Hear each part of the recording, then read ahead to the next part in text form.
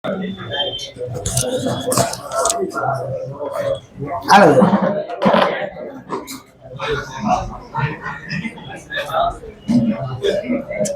વિવર્તનમાં એક જ સ્લીટ આવે. સાંભળજો, વ્યક્તિકરણમાં કેટલી સ્લીટ આવી હતી? બે.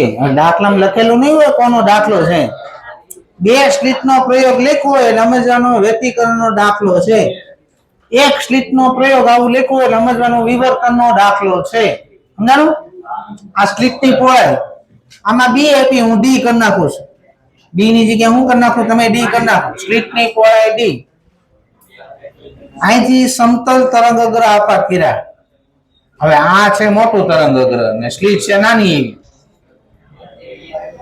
આ જેવું દાખલ થાય ને તો તરંગ અગ્ર વાકું વળી જાય. આ ઘટનાને વિવર્તન કહેવાય. શું બોલાય? તો પ્રકાશ તરંગ અગ્રના માર્ગમાં કોઈ અડચણ આવે ત્યારે તરંગ અગ્ર વાકું વળી જાય. આ ઘટના નું બોલાય વિવર્તન. હું વાંકા વળવાની ઘટના છે.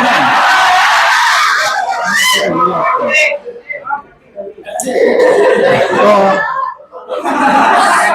વાકું વળે એટલે તમારે વિવર્તન શબ્દનો ઉપયોગ કરવો.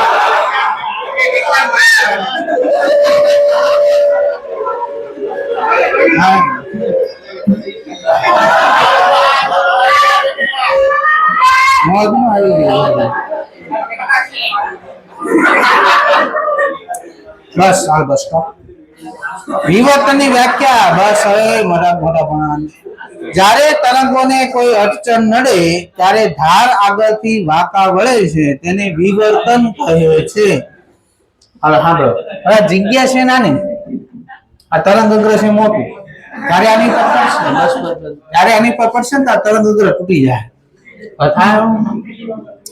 આ ભાગ છે ત્યાં પડશે, આ ભાગ ત્યાં પડશે. આ બંને ભાગનું સંપાતીકરણ થાય એટલે વિવર્તન ઉત્પન્ન થાય. એક ડિફરન્સ બોલું છું. વ્યતિકરણમાં કેટલી સ્લીટ આવતી? બે આવતી. એક સ્લીટમાંથી એક તરંગ અગ્ર નીકળતું, બીજી સ્લીટમાંથી બીજું તરંગ અગ્ર નીકળતું. વ્યતિકરણ બે જુદા જુદા તરંગ અગ્રના સંપાતીકરણથી થાય. વ્યતિકરણ બે જુદા જુદા તરંગ અગ્રના સંપાતીકરણથી થાય. વિવર્તન એક જ તરંગ અગ્રના બે જુદા જુદા ભાગના સંપાતીકરણથી થાય. એક જ તરંગ અગ્ર છે, એનો બે ટુકડા થઈ જાય. આ ભાગ ને આ ભાગનું સંપાતીકરણ થાય એટલે શું ઉત્પન્ન થાય? વિવર્તન. પેલો ડિફરન્સ બોલો તો. વ્યતિકરણ બે જુદા જુદા તરંગ અગ્રના સંપાતીકરણથી થાય. વિવર્તન એક જ તરંગ અગ્રના જુદા જુદા ભાગના સંપાતીકરણથી થાય. વિવર્તન બધા જ તરંગોમાં થાય. ધ્વનિ તરંગ હોય કે પ્રકાશ તરંગ, બધા તરંગ વિવર્તન દર્શાવે છે. વિવર્તનનો આધાર લેમ્બડા/d ના ગુણોત્તર ઉપર રહેલો છે. હવે લેમ્બડા એ આપાત પ્રકાશની આપાત તરંગ લંબાઈ ને d એટલે સ્લીટની પહોળાઈ. હવે એક ઉદાહરણ આપું. આ સ્લીટ છે, સમજો. આની પાછળ માણસ ઉભો હશે, એ બોલતો હશે, તમને એનો અવાજ સંભળાય છે, માણસ નથી દેખાતો. સાંભળો, એનું કારણ હું વિવર્તન મેં તમને કીધું લેમ્બડા/d ના ગુણોત્તર ઉપર રહેલો છે. તો ધ્વનિ તરંગ હોય ને, ધ્વનિ તરંગ એની તરંગ લંબાઈ વધારે હોય પ્રકાશ તરંગ કરતા. એટલે ધ્વનિ તરંગ માટે લેમ્બડા/d નો ગુણોત્તર મોટો મળે. એટલે આની પાછળ કોઈ માણસ બોલતું હોય, એ ધ્વનિ તરંગ અહીંયા આવશે ને, આને કિનારી પર વાંકો વધારે મળે એટલે તમારા કાન સુધી ધ્વનિ તરંગ પહોંચી જાય. ત્યારે પ્રકાશ તરંગ છે એની તરંગ લંબાઈ નાની હોય. તરંગ લંબાઈ નાની હોવાના કારણે લેમ્બડા/d નો ગુણોત્તર નાનો મળે પ્રકાશ તરંગ. એટલે આની પાછળ જે માણસ હોય એ તમને દેખાય નહીં. સમજાણું? પ્રકાશનું કિરણ વાંકું વળી શકતું નથી. ધ્વનિ તરંગ વધારે વાંકું વળી જાય કારણ કે એની તરંગ લંબાઈ વધુ છે. એક લખો લીટી.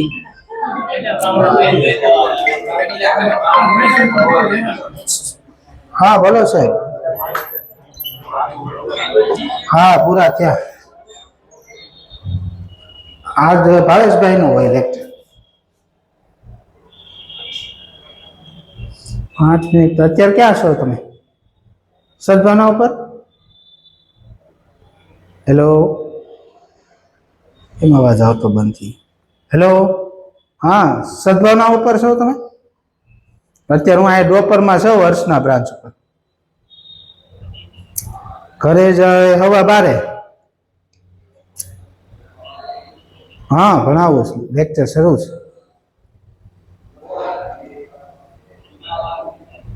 હા 12 ને 5:10.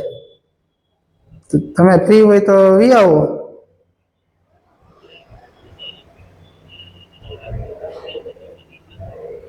હા હા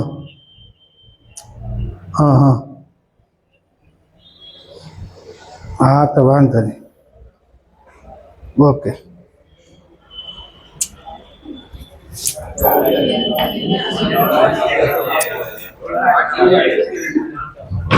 લખો લીટી. ધ્વનિ તરંગનું પ્રકાશ તરંગ કરતા વિવર્તન વધારે થાય છે. ધ્વનિ તરંગનું પ્રકાશ તરંગ કરતા વિવર્તન વધુ થાય છે. કારણ કે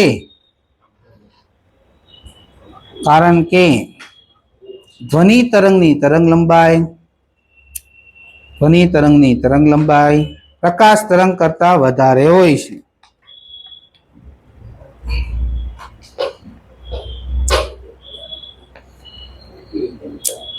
હાલો બાળકો, હવે આપણે ભણશું એક સ્લિટ થી થતું ફ્રોનહોફર વિવર્તન. ફ્રોનહોફર વિવર્તન પેલા કહેવાય કોને?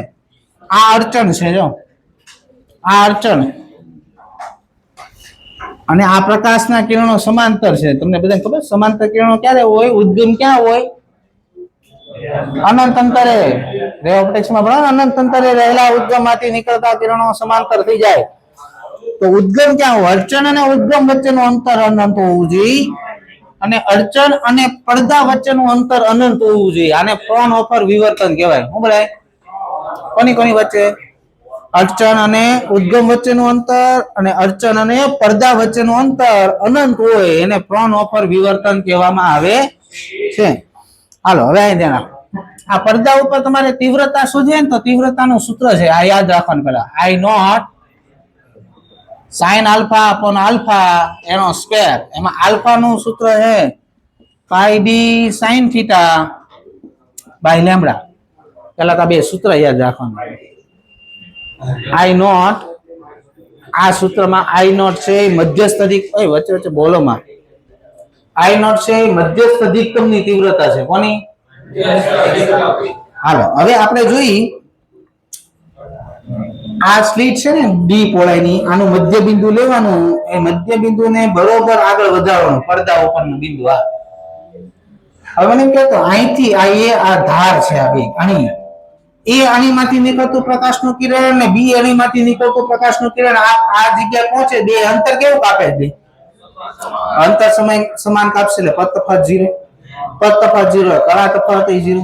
કળા તફાત 0 છાય પ્રતિકરણ થાય. એટલે આ બિંદુ હંમેશા પ્રકાશિત જ રહે. શું રહે? અહીંયા મધ્યસ્થ અધિકતમ રચાય. શું રચાય? મધ્યસ્થ અધિકતમ. આ તીવ્રતા છે ને I નોટ, આની છે મધ્યસ્થ અધિકતમની તીવ્રતા I નોટ. હાલ આટલું આવ્યું. આ બે સ્લિટનું મધ્ય બિંદુની સામે શું રચાય? મધ્યસ્થ અધિકતમ. એની તીવ્રતા કેટલી? I not. હાલો હવે ન્યૂનતમ માટેની શરત.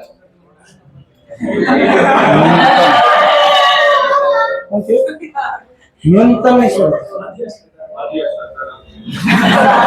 બસ હાલો ન્યૂનતમ. હવે સાંભળો, આ તીવ્રતાનું સૂત્ર છે. સાઈન વિધેય તમને બધા સાંભળજો બરોબર. સાઈન વિધેય મેક્સિમમ 1 થાય ને ન્યૂનતમ -1 થાય.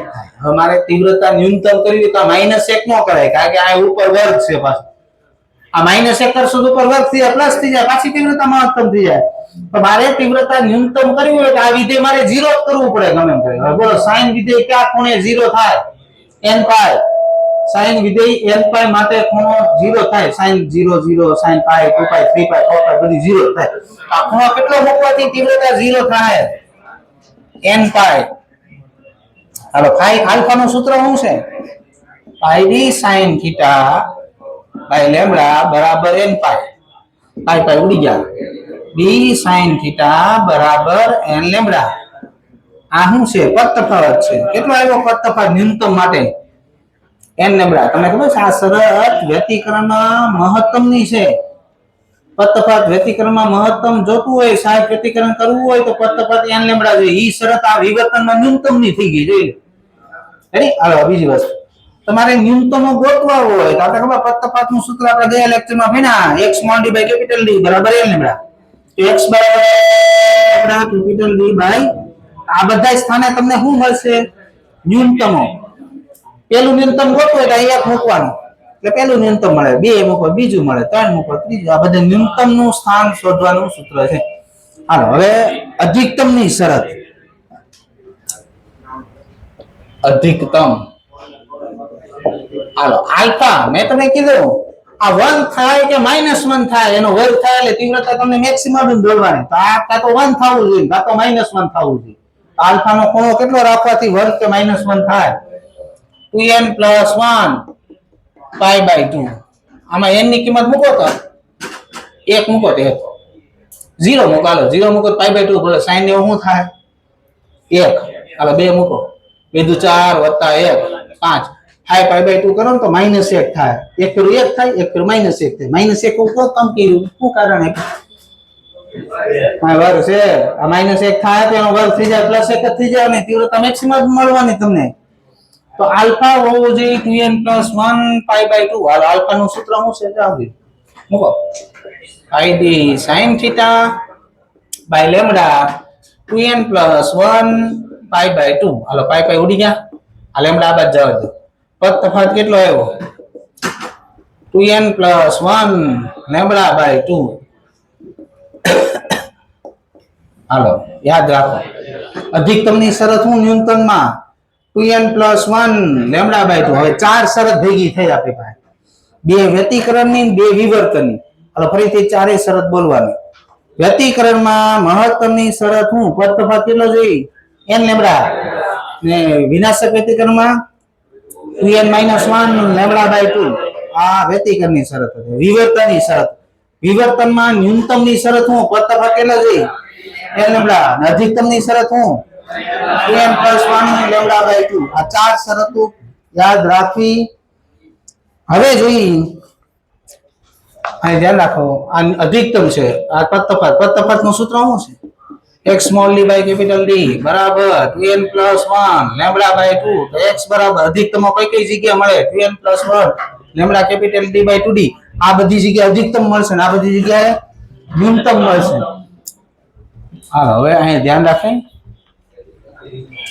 અહીંથી ક્યાં તરંગો આપાત કરો તમે? સમાંતર. અહીંથી નીકળતા કિરણો સમાંતર ક્યાં? સમાંતર કિરણો નીકળશે. હા બરાબર બરોબર. હવે આ સમાંતર કિરણો જો અહીંથી નીકળ્યા હોય તો આ સમાંતર કિરણો છે ને અનંત અંતરે ભેગા થાય. રે ઓફિસ ભણ્યા ને તમે બધે? સમાંતર કિરણો ક્યાં ભેગા થાય? અનંત અંતર. હું પડદો અનંત અંતર મૂકવા જાવ તમે તો શું કરવાનું? અહીંયા બહિર્ગોળ લેન્સ મૂકી દે. અહીંયા શું કરી દે? બહિર્ગોળ લેન્સ મૂકી દે એટલે સમાંતર કિરણો જ્યારે બહિર્ગોળ લેન્સ ઉપર ભેગા પડશે તેને મુખ્ય કેન્દ્ર ઉપર ભેગા કરશે. ક્યાં કરશે? તો ક્યારેક દાખલામાં છે ને આ સ્લિટ અને પડદા વચ્ચેનું અંતર નથી આપતા, એની જગ્યાએ બહિર્ગોળ લેન્સની કેન્દ્ર લંબાઈ આપી દે તો ઈ જ આ થાય. તો ક્યારેક દાખલામાં જો તમને d નો આપ્યું હોય, સ્લિટ અને પડદા વચ્ચેનું અંતર નથી આપ્યું, એની જગ્યાએ બહિર્ગોળ લેન્સની કેન્દ્ર લંબાઈ આપી છે તો d = શું થઈ જાય? આ d ની જગ્યાએ શું મૂકી દેવાનું? યાર આ d ની જગ્યાએ શું મૂકી દેવાનું? યાર સમજણ પડી? તો ક્યારેક છે ને દાખલા નીટમાં છે એવા દાખલા સ્લિટ અને પડદા વચ્ચેનું અંતર નથી આપતા, એની જગ્યાએ કેન્દ્ર લંબાઈ આપી દે તો d = f થઈ જાય. અહીંયા તમે સૂત્રમાં જો d ની જગ્યાએ f મૂકેલું હશે સૂત્રમાં. હાલો એની પછી આવે છે બાળકો મધ્યસ્થ અધિકતમની રેખીય પહોળાઈ. શું ભણશું? મધ્યસ્થ અધિકતમની રેખીય પહોળાઈ. હાલો અહીંયા આ મધ્યસ્થ અધિકતમ છે. આની બે બાજુ પ્રથમ ન્યૂનતમ આવે. શું આવે? પ્રથમ ન્યૂનતમ. અહીંયા આવશે પ્રથમ ન્યૂનતમ, પછી આવે પ્રથમ અધિકતમ. પ્રથમ અધિકતમ આ બાજુ આવશે પ્રથમ અધિકતમ. આવી રીતના આવે પડદા ઉપર આવું દેખાય. મધ્યસ્થ અધિકતમ આવે, બે બાજુ પ્રથમ ન્યૂનતમ આવે, પછી બે બાજુ પ્રથમ અધિકતમ, દ્વિતીય ન્યૂનતમ, દ્વિતીય અધિકતમ, એવી રીતે પડદા ઉપર દેખાય. આપણે આ મધ્યસ્થ અધિકતમની પહોળાઈ ગોતવાની છે. મધ્યસ્થ અધિકતમની પહોળાઈ એટલે આ અંતર ગોતવાનું. તો મધ્યસ્થ અધિકતમની પહોળાઈ એટલે શું થયું? બે પ્રથમ ન્યૂનતમ વચ્ચેનું અંતર. હાલો આ ગોતું છે. આ શું લીધું છે? ન્યૂનતમની શરત શું છે? આ કેટલામું છે? અહીંયા મૂક્યું. આ અંતર શું મળ્યું? આ મળ્યું. તો આ અંતર આટલું પાછું. તો આટલું અંતર કેટલું થાય? અહીંથી આટલે સુધીનું અંતર કેટલું થાય? 2 લેમ્બડા f બાય d. અથવા કેપિટલ d હોય તો મૂકીએ. આ શું મળ્યું? મધ્યસ્થ અધિકતમની પહોળાઈ. મધ્યસ્થ અધિકતમની પહોળાઈનું સૂત્ર 2 lambda capital d by small d. એટલે કેપિટલ d જગ્યાએ ક્યારેક f હોય તો f મૂકી દેવાનું. હાલો એની પછી આવે મધ્યસ્થ અધિકતમની કોણીય પહોળાઈ. હાલો ન્યૂનતમની શરત આવી. હાલો કેટલામું છે? પ્રથમ ન્યૂનતમ છે. અહીં મૂકશો 1. આ જાવ આને છેદમાં sin θ બરાબર θ ક્યારે મૂકીએ? ખૂણો નાનો હોય sin θ બરાબર θ. આ કયો ખૂણો મેળવ્યો? ખબર? આટલો મેળવ્યો. આ ખૂણો મેળવ્યો. એવી રીતે આનો આ ખૂણો પાછો થાય તો કેટલો ખૂણો થાય? આની નાની વચ્ચે ખૂણો કેમ લખાય? 2θ. તો કોણીય પહોળાઈ લખવાનું કે તો હું સૂત્ર મૂકવાનું? મધ્યસ્થ અધિકતમની કોણીય પહોળાઈ 2 લેમ્બડા બાય d. ધ્યાન રાખજો, જે પ્રમાણે દાખલા કીધું એ પ્રમાણે ગણવાનું. મધ્યસ્થ અધિકતમની રેખીય પહોળાઈ કે તો સૂત્ર હું 2 lambda capital d by small d. અને કોણીય પહોળાઈ કે તો 2 lambda by capital small d. હાલો એની પછી હવે તીવ્રતાની વહેંચણી હું ગણશું. હાલો હવે બીજો વ્યતિકરણમાં તમને તફાવત દેખાતો હશે. વ્યતિકરણ ને વિવર્તન. વ્યતિકરણમાં બધી શલાકાઓ એક સરખી પહોળાઈની હોય. વિવર્તનમાં એવું ન હોય. વિવર્તનમાં મધ્યસ્થ અધિકતમ હોય ને સૌથી વધારે પહોળાઈનું હોય. પછીના અધિકતમો આવે ને એની પહોળાઈ ઘટતી જાય. આ ગ્રાફ ઈ જ કહે છે, નીચે તમને દર્શાવેલું છે. ગ્રાફ શું કહે છે કે મધ્યસ્થ અધિકતમની પહોળાઈ સૌથી વધુ હોય. એની પછીની પહોળાઈ છે ને ક્રમમાં શું થાય છે? ઘટતી જાય છે. રેડી? હાલો હવે વાત કરીએ તીવ્રતાની.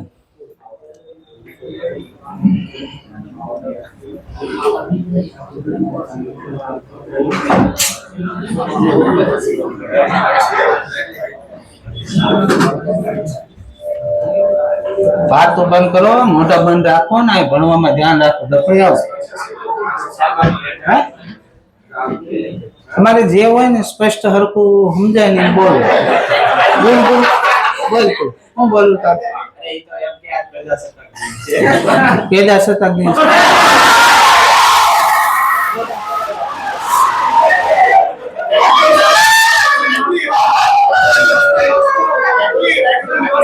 ધાર્યો.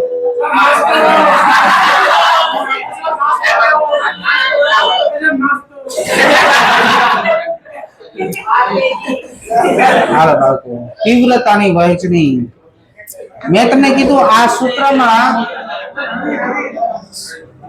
સૂત્રમાં આઈ નોટ શું છે? મધ્યસ્થ અધિકતમની તીવ્રતા છે. કોની? સાંભળજો. હવે આપણે આ પ્રથમ અધિકતમની તીવ્રતા ગોતવી છે. કોની? અધિકતમ માટે આલ્ફા કેટલો રાખવો પડતો? અધિકતમ માટે આલ્ફા કેટલો રાખવો પડતો? 2n + 1 i/2. 2n + 1 i/2.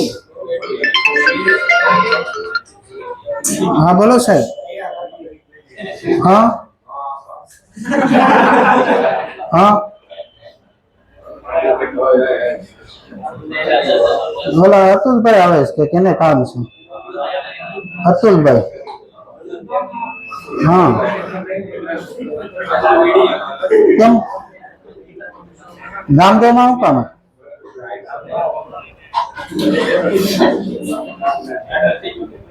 તો એ 5 મિનિટનું કામ છે એમ કેતા હતા. તો પછી હા તો વાંધો. હા હા શાંતિ રાખા. ડફરી આવો તમને આવું બધું આવડે એવું નથી. ખબર ભાઈ સાહેબ વાત કરે આપણે 2-3 શરતો હમણાં આવેલી એક જોઈ. અધિકતમ માટે આલ્ફા કેટલો રાખવો પડે? હમણાં જ બનાવ્યું 2n + 1 π/2 જેટલું. હાલો આપણે પ્રથમ અધિકતમની તીવ્રતા ગોતવી. મૂકો અહીં 1. આલ્ફા કેટલો થાય? 2 + 1 3π/2. I બરાબર I નોટ. આલ્ફા ની કિંમત અહીં મૂકો તો અધિકતમ છે. અધિકતમ હોય તો 1 જ થાય, કાં તો -1 થાય. એ તો વર્ગ થાય એક જ થઈ જવાનું છે. હાલો આલ્ફા કેટલો આવ્યો? 3π/2. 2 નો વર્ગ 4. 2 ઉપર લઈ લે પેલા, પછી વર્ગ કરીએ. 4I naught upon 9π². π² એટલે 10 થાય, એટલે 90 થઈ ગયું.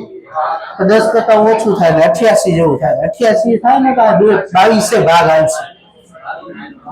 I નોટ ભાગાકાર 22.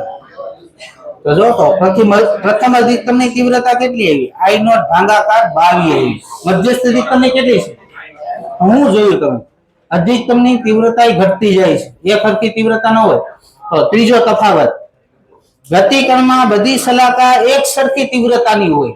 વ્યતિકરણમાં જ્યારે વિવર્તનમાં મધ્યસ્થ અધિકતમ સૌથી વધારે તીવ્રતા વાળું હોય, એની પછીનો અધિકતમ હશે ને એની તીવ્રતા ક્રમમાં શું થતી જાય? ઘટતી જાય. હાલો પછી n ની કિંમત 2 મૂકો તો કેટલી તીવ્રતા મળે જોઈ. 2 × 4 + 1 π/2. I બરાબર I નોટ I π/2 એનો વર્ગ એટલે 4 I નોટ upon 25π². આ તમે હટાવશો ને આ 61 ભાગ આવશે. I naught / 61. તમને છે ને આ વચ્ચે એક ગ્રાફ આપ્યો છે. મધ્યસ્થ અધિકતમ છે ને સૌથી વધારે તીવ્રતાનું છે I નોટ. પછી પ્રથમ ન્યૂનતમ લખ્યું છે. પછી પ્રથમ અધિકતમ છે એની તીવ્રતા જો I નોટ / 22 લખ્યું છે. દેખાવ. પછી દ્વિતીય ન્યૂનતમ આવે. પછી દ્વિતીય અધિકતમની તીવ્રતા લખી છે I નોટ / 61.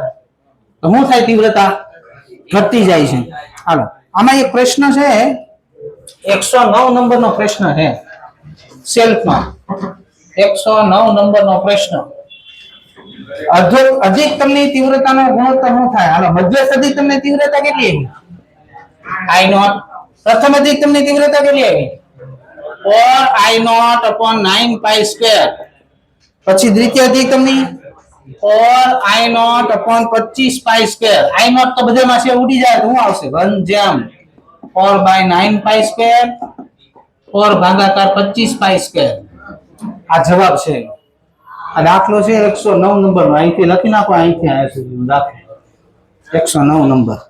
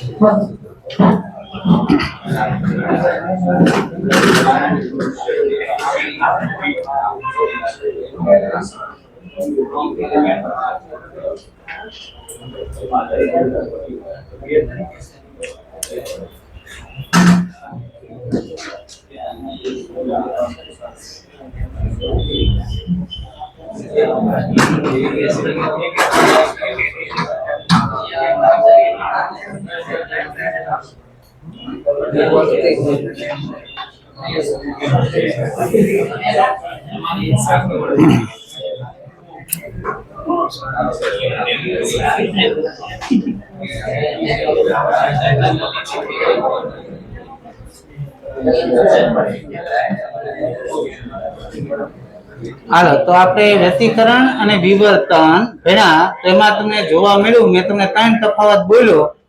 પહેલો તફાવત આવો બોલ્યો કે વ્યતિકરણ 2 જુદા જુદા તરંગઅગ્રના સંપાતીકરણથી થાય. વિવર્તન એક જ તરંગઅગ્રના જુદા જુદા ભાગના સંપાતીકરણથી થાય. બીજો તફાવત, વ્યતિકરણમાં બધી શલાકાની પહોળાઈ એક સરખી હોય, જ્યારે વિવર્તનમાં મધ્યસ્થ અધિકતમ સૌથી વધારે પહોળાઈ, એની પછીના અધિકતમની પહોળાઈ ક્રમશઃ ઘટતી જાય.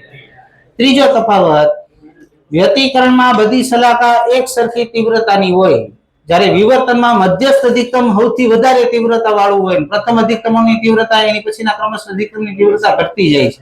આ 3 તફાવત યાદ રાખો. હાલો હવે જોઈએ. છેલ્લે એક લીટી લખી સ્લિટની પહોળાઈ ઘટાડતા શું થાય? મેં તમને હમણાં કીધું વિવર્તનનો આધાર લેમ્બડા બાય બી ના ગુણોત્તર ઉપર રહેલો છે. બોલો આ સ્લિટની પહોળાઈ ઘટાડી શું થાય? આ સ્લિટ છે આની પહોળાઈ ઘટાડી નાખું તો વિવર્તન વધશે. વિવર્તન એટલે શું?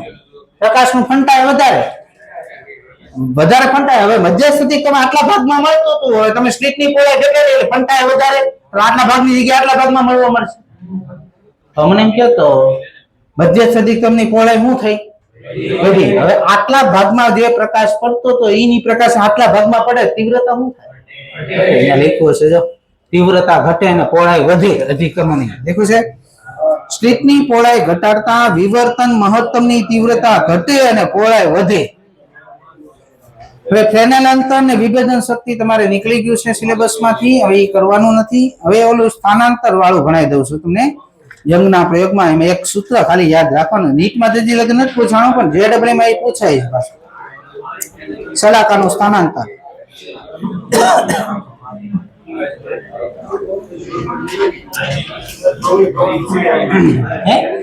ધ્રુવી ભવન તો છે એ ક્યાં ના પાડી?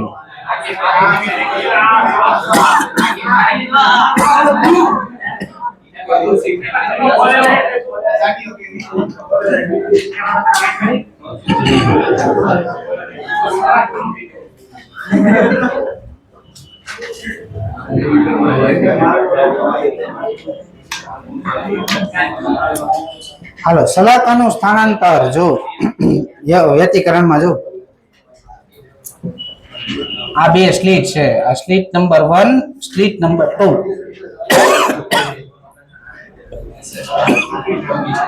આ પણ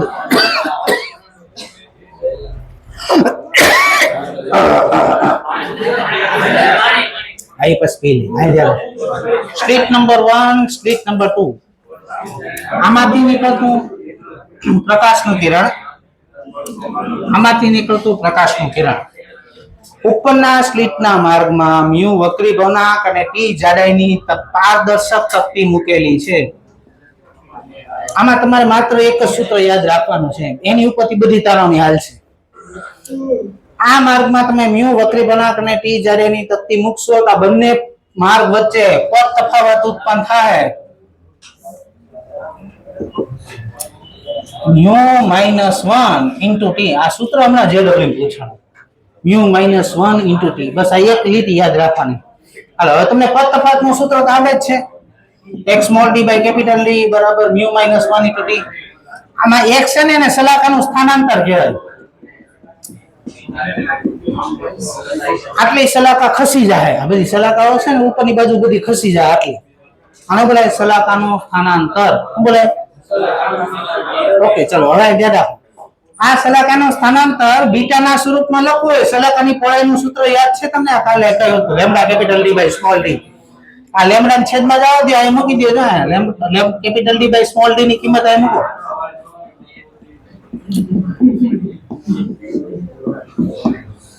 આ સૂત્ર આવ્યું સલાકાની સ્થાનાંતર સલાકાની પહોળાઈના સ્વરૂપમાં.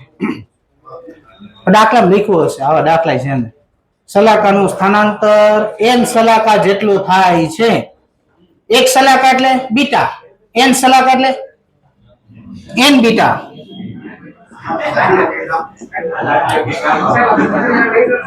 આ બીટા બીટા ઉડી ગયા તો તકતીની જાડાઈ શોધવાની કહે. તકતીની જાડાઈ આ લેમ્બડા આ બાજુ n લેમ્બડા upon mu -1. તો છેલ્લે આવું સૂત્ર લખ્યું છે તકતીની જાડાઈ n લેમ્બડા upon mu -1. બધી સલાકાનું સ્થાનાંતર એક સરખું થાય. એવું નહીં કે એક સલાકા વધારે ખસે, એક સલાકા આખી સલાકા આખી વ્યતિકરણ ભાગ છે ને ઉપર એક હરખી જ જાય. બધા સલાકાનું સ્થાનાંતર એક સરખું થાય છે. સલાકાનું સ્થાનાંતર તરંગલંબાઈથી સ્વતંત્ર છે, તરંગલંબાઈ ઉપર આધારિત નથી. આમાં યાદ શું રાખવાનું છે તમારે? પેલું ઓલું સૂત્ર, બાકી તો આપણે ભણાવ્યું ઈ જ છે. પદ તફાવત એટલે x d / કેપિટલ x ને કરતા બનાવ્યું. તો સલાકાની પહોળાઈના સ્વરૂપમાં લખી નાખવા સૂત્ર. n સલાકા જેટલું સ્થાનાંતર થાય તો n બીટા મીટવાની છે. બીટા બીટા ઉડી ગયા, તકતીની જાડાઈ ગોતલી દી. આમાં છે ને ગમે એનો દાખલો આવે, આનો આવે, આનો આવે, તમારે સૂત્ર આ એક જ યાદ રાખવાનું. આની ઉપરથી જે નો દાખલો હોય બનાવી નાખવાનું સૂત્ર. હવે તમારે એક જ ટોપિક બાકી રહ્યો. ધ્રુવી ભવન. આપણે કાલ ભણશું.